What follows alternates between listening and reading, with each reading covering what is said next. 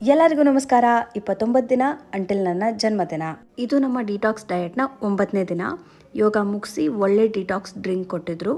ನಾನು ಹಸಿ ಬೀಟ್ರೂಟ್ ಚೆನ್ನಾಗಿರಲ್ಲ ಅಂದ್ಕೊಂಡಿದ್ದೆ, ಬಟ್ ಸಖತ್ತಾಗಿತ್ತು ಬೀಟ್ರೂಟ್ ಮತ್ತು ಪೊಮೊಗ್ರನೇಟ್ detox drink.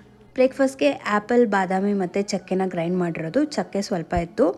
Out of all recipes ಇದು ಒನ್ ಆಫ್ ಮೈ ಫೇವ್ರೆಟ್. ಅದ್ರ ಜೊತೆಲಿ ಸ್ವಲ್ಪ ತರಕಾರಿ ಬೇಯಿಸಿದ್ದು, ಬೀಟ್ರೂಟ್, ಕ್ಯಾರೆಟ್ ಮತ್ತು ಬೂದ್ಕುಂಬಳಕಾಯಿನೂ ಇತ್ತು ಇದರಲ್ಲಿ. ಆಮೇಲೆ ಬೇಯಿಸಿದ ಆಲೂಗಡ್ಡೆ ಕೂಡ ಇತ್ತು ಇದರಲ್ಲಿ. ಬೀಟ್ರೂಟ್ ಮಧ್ಯ ಬೇರೆ ಏನೂ ಕಾಣೋದೇ ಇಲ್ಲ. ಮಧ್ಯಾಹ್ನ ಲಂಚ್ಗೆ ಅನ್ನ ಮತ್ತು ಸಾಂಬಾರು ಹೇಳಿದರು. ಸಾಂಬಾರಲ್ಲಿ ತುಂಬ ತರಕಾರಿ ಹಾಕಿದ್ರು ಅಮ್ಮ, ತುಂಬಾ ಚೆನ್ನಾಗಾಗಿತ್ತು. ಹಾಗೆ ಬೆಳಗ್ಗೆ ಉಳಿದಿದ್ದು ವೆಜಿಟೇಬಲ್ನೂ ಕೂಡ ಜೊತೆಲಿ ತಿಂದೆ. ಈ ನಡುವೆ ಸಿಕ್ಕಾಪಟ್ಟೆ ಬ್ಯುಸಿ ಆಗಿದ್ದೀನಿ. ಬೆಳಗ್ಗೆ ಯೋಗ ಮಾಡಿ ಆಮೇಲೆ ಫುಲ್ ಡೇ ಡೆಸ್ಕಲ್ಲೇ ಕೂತಿರ್ತೀನಿ.